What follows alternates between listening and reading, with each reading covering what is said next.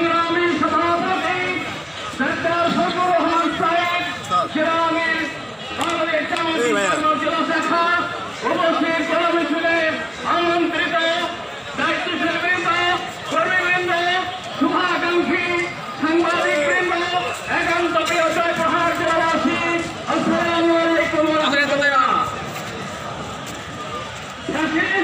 সরকার বিদায় হয়ে চলে গেছে, পালিয়ে চলে গেছে, কিন্তু ফাঁসির যে দুঃসমে এখনো বাংলাদেশের বিভিন্ন ক্ষেত্রে রয়েছে। যার কারণে আজকে হাসিনা ভালো করে ছবি তোলা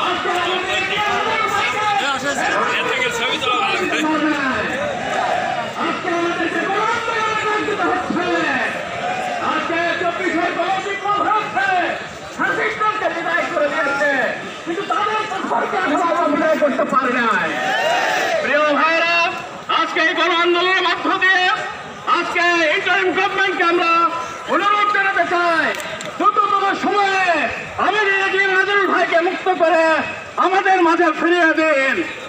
আজকে দেশে জুলুম তন্ত্র এখনো কায়েম আছে, বিভিন্ন জায়গায় এখনো ঘুষ খাচ্ছে, দুর্নীতি খাচ্ছে, টেন্ডারবাজি করছে। আমরা এবার মূলোৎপাদন চাই। প্রিয় ভাইয়েরা, আজকে অফিস আদালতে বিভিন্ন জায়গায় এখনো গোপনে বহু ঘুষের কারবার চলছে। এগুলোর জন্য 24 গণবিপ্লব হয়নি। আজকে আমাদেরকে সবাইকে দেশপ্রেমিকের ভূমিকা অবতীর্ণ হয়ে দেশটাকে করতে হবে, দেশটাকে ফাঁসিবাদ মুক্ত করতে হবে। এই আহ্বান রেখে এটি নাজরুল ভাইয়ের মুক্তি কামনা করে আমার কথা শেষ করছে। আল্লাহ হাফেজ। বিদেশে পাচার করে যারা বক্সল কায়েম করে এখনো জেলের বাহিরে রয়েছে, কিন্তু আজহার ভাই কেন জেলে আছে আমরা অন্তর্বর্তী সরকারের কাছে জানতে চাই। আজকের এই বিক্ষোভ মিছিল সমাবেশে সভাপতির বক্তব্য রাখবেন বাংলাদেশ জামায়াত ইসলামের কেন্দ্রীয় মজলিসের চূড়ার অন্যতম সদস্য জয়পুরহাট জেলা জামায়াতের সংগ্রামী আমির, আগামী ত্রয়োদশ সংসদ নির্বাচন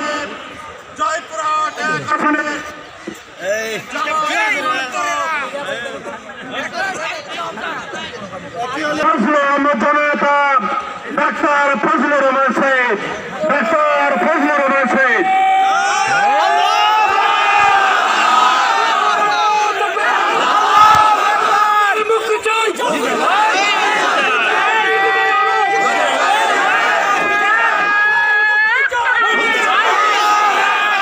আলহামদুলিল্লাহ রাব্বিল আলামিন, আসসালাতু ওয়াসসালামু আলা সাইয়্যিদিল মুরসালিন ওয়া আলা আলিহি ওয়া সাহবিহি আজমাইন।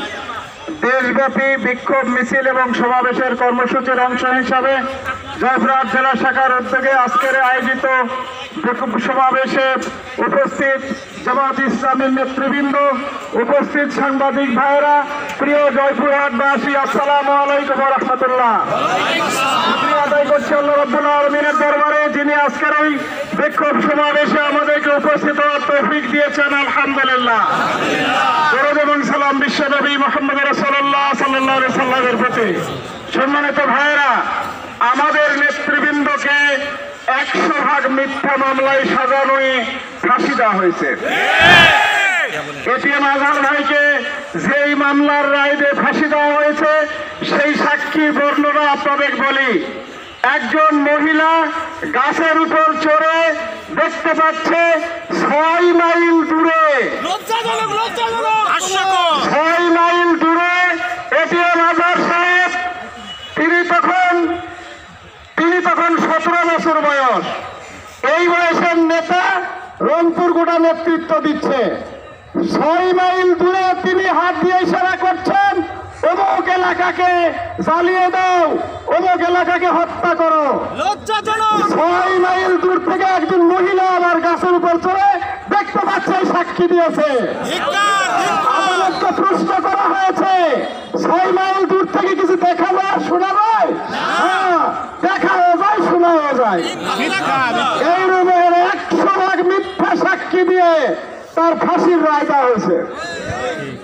এত বড় মিথ্যা মামলা, মিথ্যা সাক্ষ্য দিয়ে যাকে জেলখানায় রাখা হয়েছে, এরপরও অনেক খুনের আসামি যারা মুক্তি পেয়েছে, কিন্তু আমাদের এটিএম আজহার ভাই জামাত ইসলামের ভারপ্রাপ্ত সেক্রেটারি জেনারেল যিনি ছিলেন, দীর্ঘদিন কারাগারে অন্যায়ভাবে বন্দী করে রাখা হয়েছে।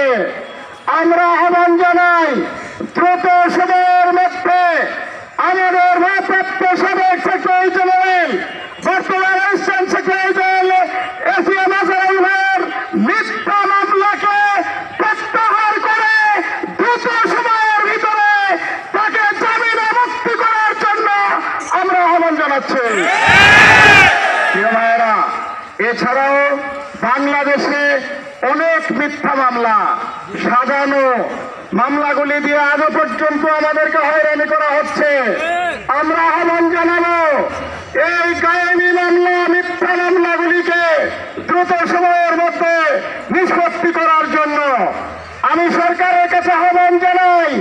আজকের তত্ত্বাবধায়ক সরকার তারা কোনো দলের নয়, তারা যারা সত্যিকারের যারা জুলুমের শিকার তাদেরকে দ্রুত সময়ের মধ্যে জেল থেকে বের করে দেওয়ার জন্য তাদের এই আহ্বান আমরা রাখছি।